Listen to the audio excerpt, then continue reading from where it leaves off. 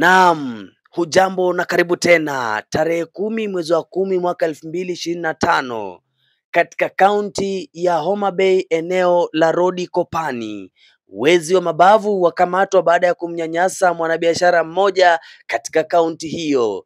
Inasemekana kuwa mwanabiashara huyo aliweza kuporwa mali zake zote huku akisafiri kutoka kaunti hiyo ya Homa Bay kuelekea Nairobi.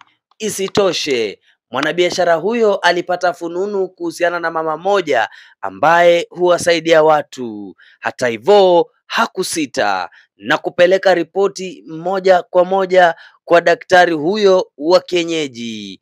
Siku chache baadaye video hizi tukazinasa, na haya unayaona yanatendeka katika kaunti ya Homa Bay. Begi hili ambalo lilikuwa limebeba bidhaa ambazo aliporwa mwanabiashara huyo, vyote vikirudishwa na wezi hawa.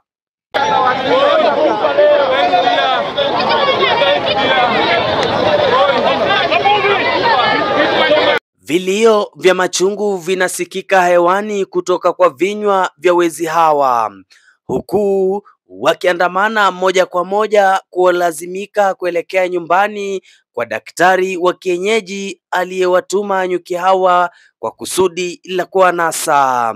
Inasemekana kuwa nyuki hawa wanawaelekeza kule mlalamishi alipopeleka ripoti, kisha baadaye ataweza kuwashughulikia.